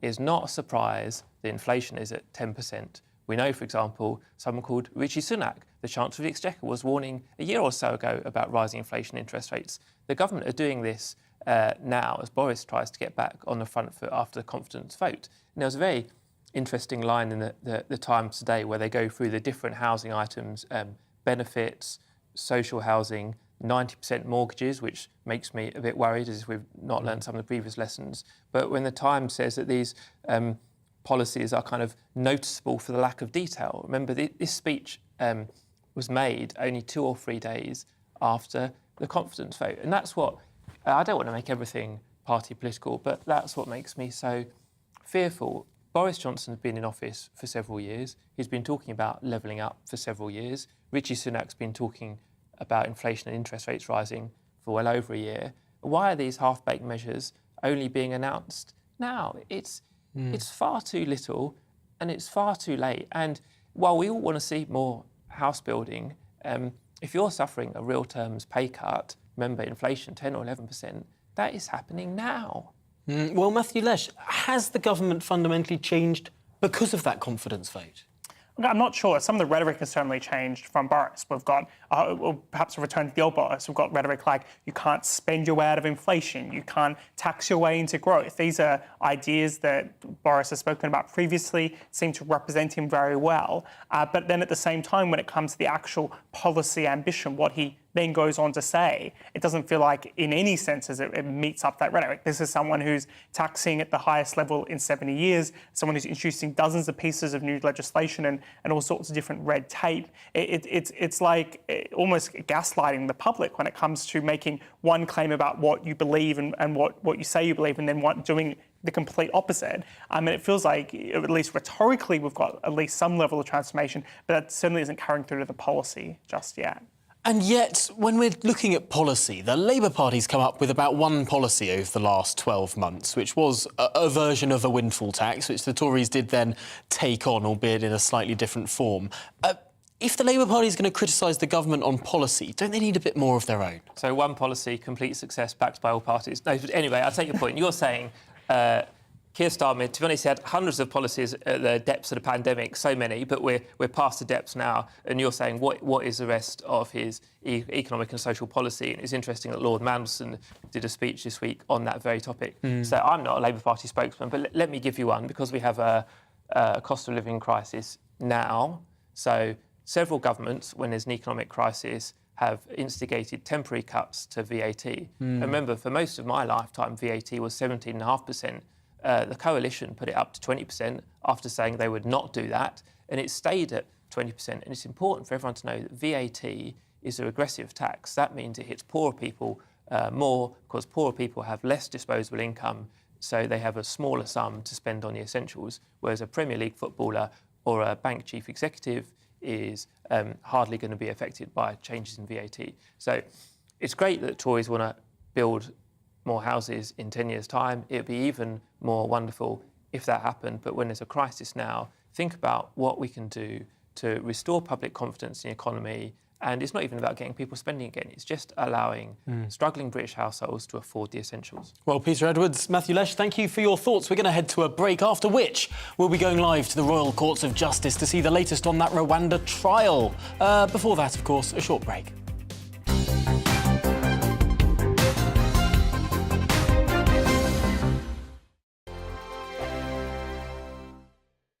We are GB News. We're right across this great nation. On TV, on radio, on digital. Absolutely everywhere. We don't talk down to you. We embrace all voices. With honest and civilised conversation. we're not part of the establishment. We're one of you. And we're only getting started. Join us on GB News, The People's Channel. Britain's news channel. Every morning from 6 o'clock, we'll wake you up with GB News Breakfast with all the stories you didn't know from the night before. So whether it's serious news, entertainment, or your own views from all over our great nation, we're here to kick off your day with a smile. The national media should be reflecting and reporting what's happening here. You will notice the northwestern accents. Whether you're with us on TV, radio, or online, every morning, it's breakfast from 6 a.m. Hope you can join us. Join us for Ministry of Offence, the comedy panel show that's just like the news, in that the left fights the right and it doesn't really seem to matter who wins. We cover the big stories. It was in fact a troop of baboons and not angry vegans. I like that. And the really important stories. Fat naked cow gets stuck in swimming pool. It's a headline in a lot of local newspapers. Yeah. We're on the same team, Nick. Yeah, but I'm just helping you. Join us for Ministry of Offence, Saturday nights, 8 o'clock on GB News.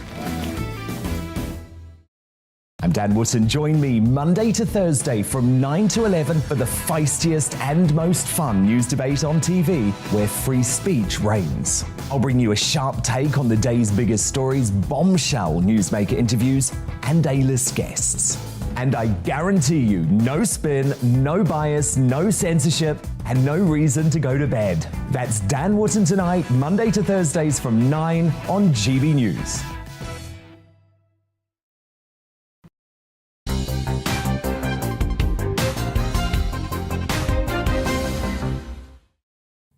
Welcome back. Well, the Home Office was due to fly 130 migrants out to Rwanda next Tuesday, but various groups are seeking to prevent this, with many cases being brought to the High Court ahead of this flight. The UN Refugee Agency told the court it has a number of concerns about the process in Rwanda, which includes discriminatory access to asylum, as well as a lack of legal representation and interpreters. Well, giving us the latest from the Royal Courts of Justice is our national reporter, Paul Hawkins. Thanks for joining us, Paul. What on earth's going on? Well, we're 3 hours into this hearing now, and we've mostly heard from the claimant's side. That is 2 human rights groups, a civil service union, and lawyers representing what was 4 asylum seekers. But we have heard from the Home Office in court this morning that 3 of those asylum seekers will not be sent to Rwanda because they have not given informed consent. Now, we've mostly heard from the claimant's lawyers, and as you mentioned there, we've heard from the UNHCR in court most recently, Laura Dubinsky, lawyer for the UN's refugee agency, telling the court that the agency is concerned about the risk of serious, irreparable harm caused to refugees sent to Rwanda, adding the body in no way endorses the UK-Rwandan arrangement. The barrister said the agency had serious concerns and that the UN itself is not in a position to rectify those deficiencies. It's also not involved in the UK-Rwanda arrangement, which is contrary to what the Home Secretary said. Now, she, in writing to these asylum seekers and economic migrants, said that the UNHCR backed this plan, but the UNHCR is saying, no, we don't back that plan and we don't support it at all. In fact, we have some concerns about it. So the UNHCR repeating what the lawyer, Raza Hussein, who's representing the claimants, had mentioned earlier this morning. He said that the UNHCR's claim is false. He also said that the system of applying for asylum in Rwanda isn't fair either. So they're kind of saying it's unfair, it's unsafe, and it is illegal. That's the basis of their claim for this injunction to try and stop that flight leaving. As you mentioned, there are, we think, at least over 100 asylum seekers that are meant to be on that flight. So this would be one asylum seeker's claim. But as part of that injunction, they are trying to stop the flight from leaving, not just that one asylum seeker shouldn't be on it. So we're going to hear probably more from the government lawyers this afternoon, but that's how it's looking at the moment. Well, thank you, Paul, for bringing us those updates. No doubt this is something that will run for some time, potentially up to the wire.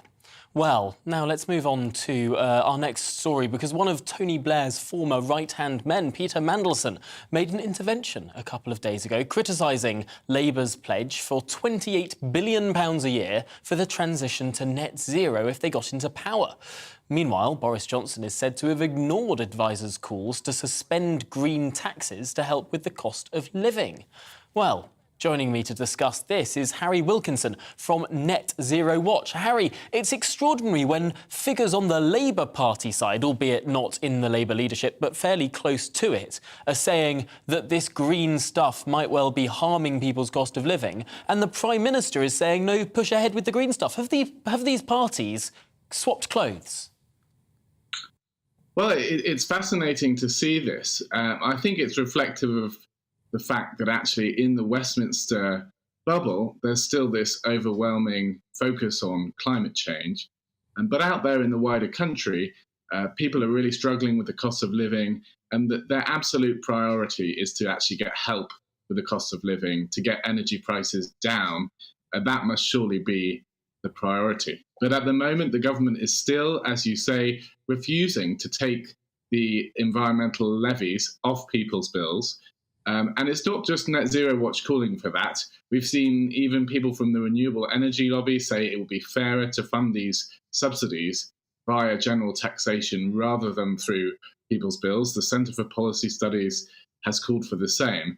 So there's a huge spectrum of people saying this needs to be done, but we're still paying this money. And along with the VAT that people pay on their energy bills, removing both of those could actually save people another £250 a year, which would be a crucial difference given how much people are really suffering with the cost of living at the moment. And yet all of this seems incredibly short term. We know the only way that we're actually going to return to a realistic market in this, where taxpayer money doesn't have to be sloshed from one side to the other to try and help people get through, is by increasing supply. Where are we with regard to what the parties are saying on that crucial issue? Where are we going to get our energy from? That's right. And in the UK, our energy system is overwhelmingly dependent on gas, because gas sets the price that we pay for electricity, and it's also used by the overwhelming majority to heat their homes. So this is about gas primarily in terms of the costs that people are facing, and we need to increase the supply of that. So Net Zero Watch is calling for an end to the moratorium on shale gas extraction. We think it's complete madness when we've got this potential resource under our feet to be saying that we're just not going to even attempt to explore that resource and see how much gas we can get out the ground.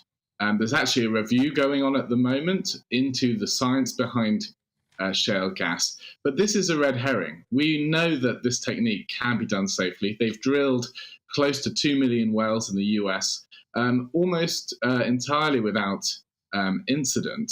So this is a safe technology. It's been proven countless times. So the government just needs to get on with this, make a decision, and actually unleash the free market to deliver the gas that people need. Did you say 2 million wells in the United States? That must be the most extraordinary situation. And correct me if I'm wrong, but US gas prices are significantly below that of the gas prices in Europe and the UK. Well, it varies around, but we think it's about 6 times the price that we pay here in the UK compared to the US, where they have done fracking. And it's about 1.7 million wells that have been drilled. So this is a technology that has had enormous benefits where they've tried it in the United States. And yet it's one that we just say that we're not going to explore whatsoever. And this is completely mind-boggling that they're still sticking to this line, that we need to wait for the science, when the science is absolutely clear. It can be done safely within the right regulatory framework. We think we've got a very high standard of regulation here in the UK. That means it can be done safely. Well, Harry Wilkinson, thank you for that. 1.7 million wells. I suppose it's a process that started under Obama. They've been doing it for quite a long time, but I hadn't realised it was that staggering number. Really interesting there from Harry. Well, let's turn to our panel now with regard primarily to this situation of supply. Peter Edwards, first of all, fracking is contentious in the United Kingdom. Lots of community groups don't like the idea of drills going into luscious countryside, yet when we're talking about cold, hard cash and people struggling up and down the country, it somewhat changes the equation. Well, it does, but it's not just about luscious countryside. It's about the apparent link to earthquakes, which can come from fracking as well. So I think we're at a stage where I'm very worried about fracking, but I think as society and as a government, we just need more information. Of course, fracking has helped to bring down energy prices around the world, and the comparison with America was very interesting. But I think there are still safety concerns over fracking. Remember, if you're doing fracking, drilling a well, one of those 2 million wells in the desert in Arizona, that's a bit different to doing it in, say, the southeast of England, where there's quite a lot of housing density. I want to make one other point, and again, it goes back to what we were saying earlier about housing. Cost of living crises are not force majeure. They don't come out of nowhere. They come out of government action or inaction. So just like buying a house costs more or renting costs more because there aren't enough properties. So issues over energy supply and rising energy prices either come because of your energy generation, which successive governments haven't invested in, or things like gas storage, which Theresa May, I believe, cut. So I don't want to make everything party political, but a good government looks 10, 20, 30 years down the track, looks at infrastructure, say on the track, trains is another one, work out where you need to invest for energy, for housing, for public transport, and ensure it's affordable. I suppose one of those big areas was nuclear power. We haven't built a new nuclear power station for decades in this country. Let's turn to Matthew Lesh here. When it comes to energy generation, where are we? Well, a total failure of imagination. I mean, as much as the government might want to subsidise our energy bills, that's not going to solve the fundamental issue. That's just going to shuffle around who happens to be paying for it. And in the end, we're all going to end up paying for it through our taxes. I mean, the current rules around fracking are obviously absurd. They mean you can't have a seismic event the size of which you'd get from roadworks on your street in a field nowhere near anyone else. So the fact is that the rules are unscientific. We know this has been safely done in the US. It's been effectively done to the point where the gas prices are much lower. And fracking is something that, although it's not necessarily 1 or 2 months, something that can definitely get up within 6 to 12 months. It's actually a pretty fast way to start bringing in some new supply. Otherwise, you've really got this moral quandary. Are you going to ask the Qataris, ask the Saudis, going to ask the Russians? I mean, if we don't have our own domestic security of supply, you end up having to be more dependent on actors who you just don't want to be dealing with. Well, Matthew Lesh, Peter Edwards, it's been a fascinating discussion. Thanks for that. Let's turn now to the news, after which we'll be discussing the Prime Minister's future with Alistair Stewart. But of course, first, here's the headlines.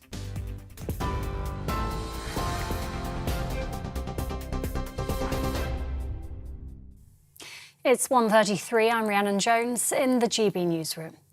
The Home Office has cancelled an order to deport 3 asylum seekers to Rwanda, but the Prime Minister hopes the first flight will still go ahead next week as planned. More than 90 people have submitted legal challenges to the High Court against the government's policy. The group's lawyers argue that the Home Secretary's conclusion on the safety of Rwanda is irrational. Labour leader Sir Keir Starmer has confirmed his party will vote against the government's plan to override elements of the Northern Ireland Protocol when it's brought to the Commons on Monday. After meeting with political leaders in Northern Ireland, he said he believes the deadlock over power sharing in the region can be resolved through negotiation. Sir Keir says new legislation is the wrong approach. I think there's been an impasse in the negotiations because we haven't seen the high levels of trust that we need for negotiations like this, not least from our Prime Minister, but also we need give and take on both sides. The EU as well as the UK to give and take, to be flexible about the approach. But when I think of the very many challenges in Northern Ireland in the last 20 years, including the Good Friday Agreement in itself, I do not think that the remaining issues under the protocol cannot be resolved with a different approach. Russia has told the UK it should appeal to the authorities in Ukraine's separatist region Donetsk after 2 British men were given death sentences. Aidan Aslan and Sean Pinner were found guilty of mercenary activities by a court there. Moscow says the UK's reaction to such cases is often hysterical. The Foreign Secretary Liz Truss raised the matter with her Ukrainian counterpart during a call this morning. She described the verdict as a sham with no legitimacy. TV online and DAB+ radio, this is GB News.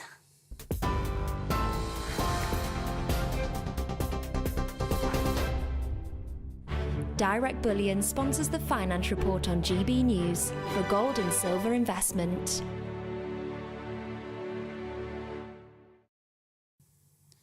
Here's a quick snapshot of today's markets. The pound is 1.244 to the dollar. It's 1.176 to the euro. And the price of gold currently stands at £1,474.37 per ounce. Direct Bullion sponsors the Finance Report on GB News for gold and silver investment. We are GB News. We're right across this great nation. On TV, on radio, on digital. Absolutely everywhere. We don't talk down to you. We embrace all voices. With honest and civilised conversation. We're not part of the establishment. We're one of you. And we're only getting started. Join us on GB News, The People's Channel. Britain's news channel. every morning from 6 o'clock. We'll wake you up with GB News Breakfast with all the stories you didn't know from the night before. So whether it's serious news, entertainment, or your own views from all over our great nation, we're here to kick off your day with a smile. And the national media should be reflecting and reporting what's happening here. You will notice the northwestern accents. Whether you're with us on TV, radio, or online every morning, it's breakfast from 6 a.m. Hope you can join us. Join us for Ministry of Offence, the comedy panel show that's just like the news, in that the left fights the right and it doesn't really seem to matter who wins. We cover the big stories. It was in fact a troop of baboons and not angry vegans. I like that. And the really important stories. Fat naked cow gets stuck in swimming pool. It's a headline in a lot of local newspapers. Yeah. We're on the same team, Nick. Yeah, but I'm just helping you. Join us for Ministry of Offence, Saturday nights, 8 o'clock on GB News. I'm Dan Wootton. Join me Monday to Thursday from 9 to 11 for the feistiest and most fun news debate on TV, where free speech reigns. I'll bring you a sharp take on the day's biggest stories, bombshell newsmaker interviews, and A-list guests.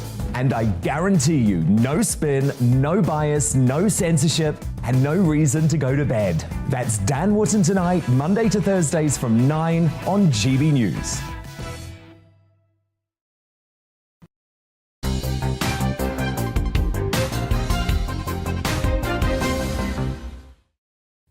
Welcome back. Well, the Prime Minister's position has been the main talking point of this week in the world of politics, and inevitably his current position has been compared to those who served before him. But is the establishment media painting a false picture of the Prime Minister's current predicament, particularly when compared to his predecessors? Well, joining me and my panel now in the studio is GB News presenter and broadcasting legend, Alistair Stewart. Alistair, thanks for joining us. Legend, getting old. Well, I don't mean to bring that up, but you have reported on a number of prime ministers. Yes, I can remember conflicts between Ted Heath and Margaret Thatcher, and I go back as far, I think, probably as Harold Wilson, where I don't think there was a direct leadership contest particularly, but that, yeah, that's how far I go back. Wow. I've written a piece for Spiked, and I did a podcast with our mutual friend Christopher Hope about it. What really irks me is the question is brilliantly put. The answer, however, if you watch mainstream public service broadcasters, then they've already decided that he's doomed, he's sinking, he's holed below the waterline, and that they rather relish that. So they had campaigned, I think, for months and months to get the 54 letters into Sir Graham Brady, the 22 committee, and the vote of no confidence. And the night that it was announced that they'd finally, the day after the Jubilee, got that number, you could almost see them drooling. And I just find that deeply offensive. Final quick point is I was standing out there before coming in, listening to you talk to my two good friends there from Labour List and from the Institute of Economic Affairs. That's what people out there want to see. You asking intelligent questions and people with different opinions and different views giving honest answers. They are more than capable of making their own mind up. They don't need you or me to tell them how much trouble Starmer, Davey or, most importantly, the Prime Minister Boris Johnson's in. And I suppose there's a sense of honesty here when it comes to particularly public sector broadcasting. Totally. If someone it's not only honesty, it's legality. If someone in the public sector or indeed public service broadcasting is professing a sense of impartiality, saying that they don't have any opinions when clearly they probably do. Yes. That almost breeds a sense of dishonesty. I think that's true, and there are 2 points to make there, because some of the criticisms that I got resulting from the piece, which has been very widely read, and for that I'm enormously grateful, is, well, they did the same to Corbyn. Yeah, and that was wrong as well, actually. Attack Corbyn for what he believes in, whether it's anti-Semitism or whether it's friendships with Hamas or economic policy, absolutely fine. But don't attack the man or put him on television with a silly Marxist-Leninist hat on, which one mainstream broadcaster did. Completely accept that. And others say, yeah, but what about GB News? You know as well as I do, as our bosses do, that when this station was conceived of, we went to Ofcom, the regulator, and said, this is what we want to do. We want to have people in the morning who take one position. We want people midday who perhaps take another position, at the end of the day, yet another. And that covers a range that's me, Liam Halligan, you, Gloria De Piero, all sorts of people, Dan Wootton and the rest of them. And Ofcom said, that's fine, so long as across the day and across the schedule, it's balanced. And we are. The irony is, I think we are now more balanced than the mainstream public service broadcasters, on whom there rests a duty of impartiality. And it's interesting, in your excellent piece for Spiked, you also bring a distinction between public service broadcasting and the newspaper plurality, which we actually see spread before us on this table. For those listening on the radio, we've got an array of newspapers, not quite organised ideologically, but we do have the broad diversity. Totally. I mean, there used to be the great after-dinner joke, didn't there, that the Times is read by people who think they run the country. The Daily Telegraph is read by people who used to run the country. The Financial Times is read by people who actually run the country. And The Sun is read by people who don't actually care who runs the country as long as they've got long blonde hair, etc., etc., etc. I love the fact, and we were joking about it during the break, and I just said to you, you should range it from left to right, because then we would... And you've got The Guardian bang there in the middle. I'd move it just a bit that just way. a tad. So, but it is a great celebration going way, way, way, way, way back, where, OK, owned by the UK equivalent of oligarchs, Rothermere's and people like that. I don't care. You make a decision when you go into the newsagent, or nowadays go online, and you choose to read one, or if they're lucky, two of these papers that will kind of bolster your own view. And I think that's good. To some extent, is television changing now, though, with new insurgents, with a greater plurality of service, and with commercial stations? Potentially, we're moving to seeing the same sort of plurality that we have in the printed press in the broadcast media too. I think that is true, and I think that we and others have given the mainstream broadcasters a lot to think about. But here's the thing, and I can remember talking to this to my friends back in ITN in the old days, when the notion of a kind of personality political editor emerged, and they wanted that because it drove audiences, it built numbers up, and that's fine. What you've got to be crystal clear about, and we were from day one, what the contract is between us and the lovely people who are kind enough to watch us or listen to us on GB News Radio.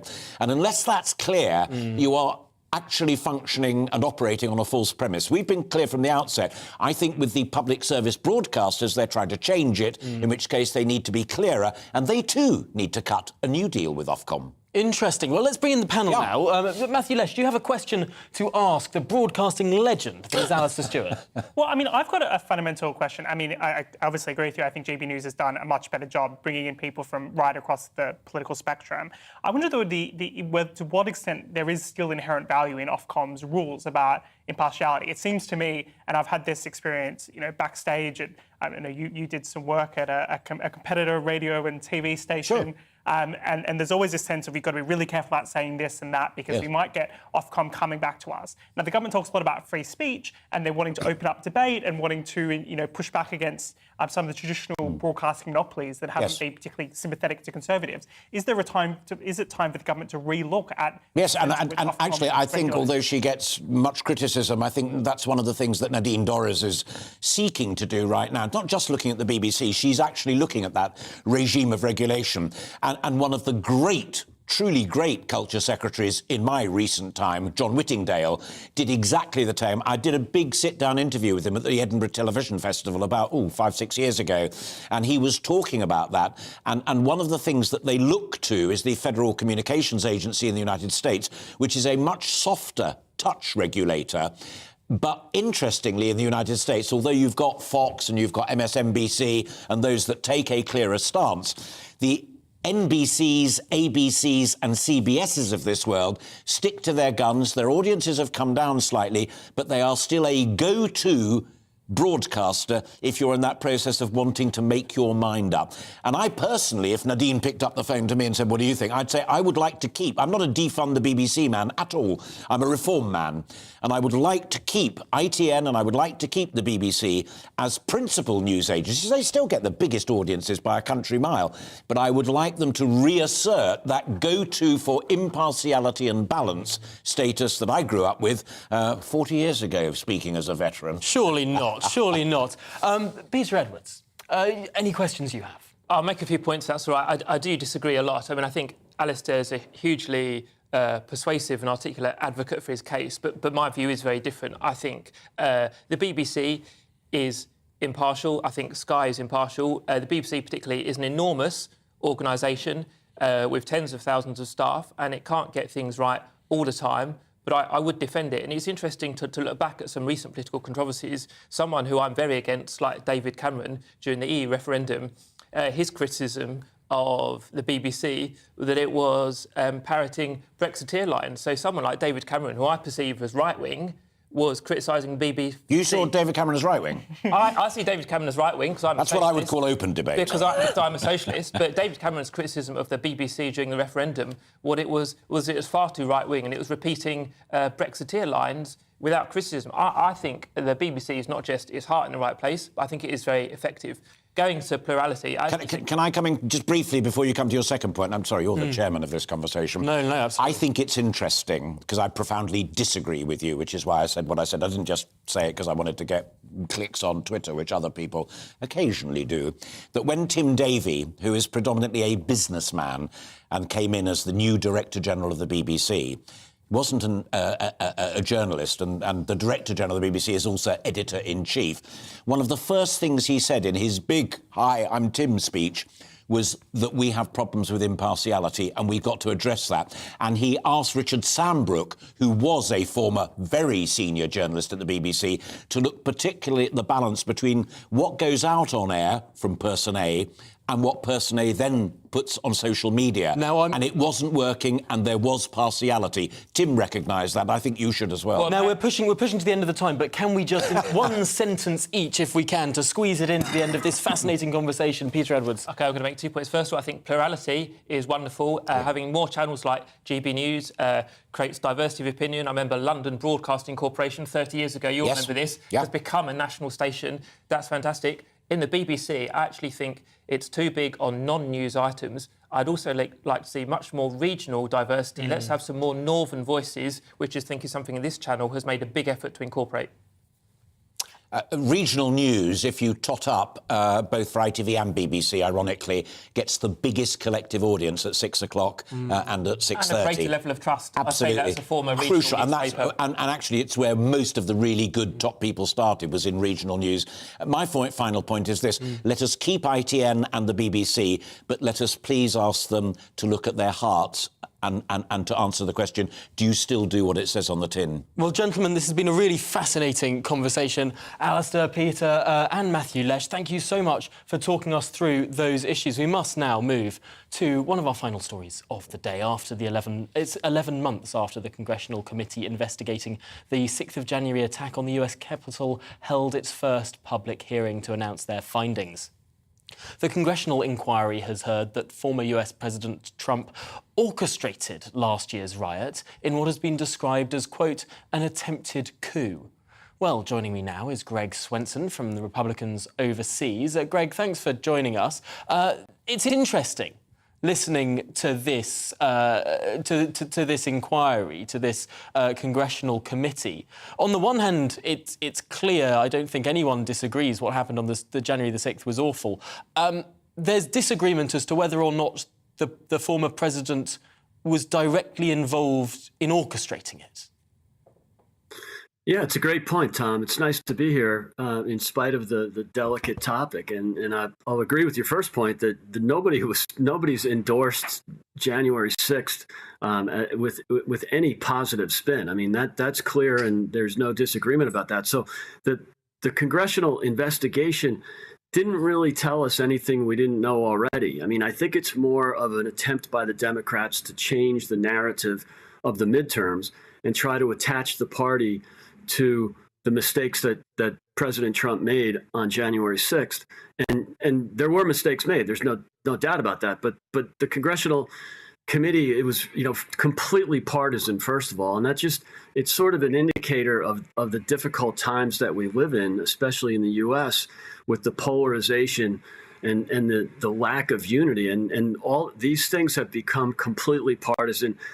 I don't think that it's going to work the way the Democrats are hoping it will, which is, again, changing the narrative about the midterms because of the poor polling of the president and generally speaking, the Democrats are looking at a really difficult midterm. So, I don't think it'll work. Here's my slight concern with what's gone on. There seems to be this push that Donald Trump was orchestrating what went on.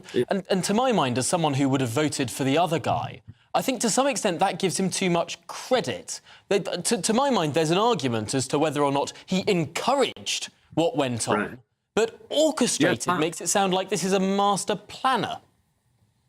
Exactly, Tom. It's a great point. I mean, if whoever was designing this, as insurrections go, this was a complete and utter disaster. I mean, I'm sorry to chuckle about it, but these people were oddballs dressed in Davy Crockett outfits or Viking outfits and roaming around the Capitol like terrorists. I mean, yes, there was violence; it was horrible, but these were not armed insurrectionists. And they were armed, though, Greg Swenson. Several of them were armed. People did get hurt. Okay, yes, I don't deny that at all. But in just a little perspective and a little context, what was left out of the congressional hearing, quite deliberately, was any reference to the fact that President Trump on January 3rd and January 4th actually requested 20,000 National Guard troops to come to the Capitol because there was internet chatter amongst these radical, groups on the internet that there was going to be some kind of trouble or some attempted, insurrection or whatever you want to call it. So he asked for the 20,000 troops. Unfortunately, the mayor of Washington, D.C., and Muriel Bowser and Speaker Pelosi denied that request. And so I'm not sure you could, I'm agreeing with you that you can't really accuse the president of orchestrating this thing when he, in fact, was the one requesting National Guard support. And yet he took hours. And yet, Greg Swenson, he took hours to call them off. He could have, and these people worship him as some sort of god king in certain cases. He could have told them to stop, and he didn't. Tom, there's no doubt that was a huge mistake. But what I'm saying is the congressional committee kept harping on that, and perhaps for good reason. But they left out some really critical information about the president trying to prepare the Capitol, and that's up to Mrs. Pelosi. That's not up to the president. He requested it, and that is proven that he did by witnesses. And they failed to act. So, I mean, look, we never want this to happen again. And the critical purpose of this committee should have been to, yes, investigate it, but again, not telling us something we don't already know, but make sure that it never happens again. And that's not the way they're thinking. They're using this as an opportunity to win votes in November. It will be a failure. I mean, you saw the New York Times came out, which is basically an advocacy paper now for, based on, funny listening to your prior conversation, but, the New York Times has become basically the communications arm of the Democratic Party. They said on the headline, January 6th hearings give Democrats a chance to recast midterm message. Will that be successful? I doubt it. They curiously left out any information about the summer of 2020 riots where there was actual killings of police officers and billions in destruction.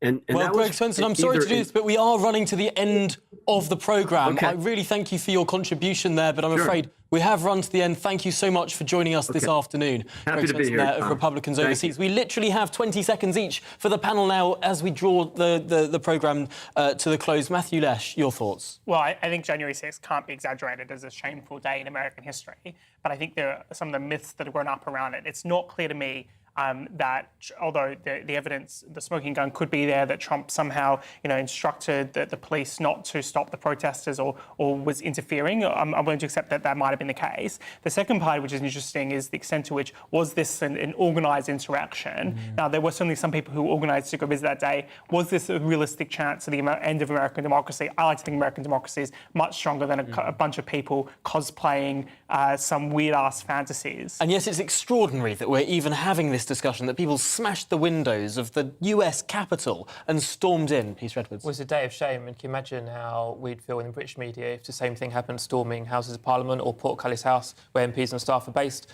I want to make one point, which is, depending how you measure it, 3, 5 or 7 people lost their lives as a result of this. So this is not just politics, it's literally a life and death matter. Did Donald Trump orchestrate it? I doubt we'll ever know, but he certainly could have stopped it, and he chose not to. Peter Edwards, thank you for keeping to time, and Matthew Lesh there. Really, really appreciate your contributions through the whole of this marathon programme, this extravagant bonanza of politics. You've been watching The Briefing with me, Tom Harwood. I'm back every weekday from 9:30 a.m. Thanks for sticking with us for these 2 hours. Up next, it's Alex Phillips with We Need to Talk About. But before that, here's the weather. Hi there, I'm Aidan McGivern from the Met Office. It's a bright Friday for many of us with some decent sunny spells, particularly in the south, but it will be windy, particularly in the north, with showers affecting much of Scotland and Northern Ireland. That's because low pressure is approaching, this low unseasonably deep for early June. It's brought a weather front across the UK, but that didn't bring much rain. And now we're in the showery, windy airflow that circulates the low.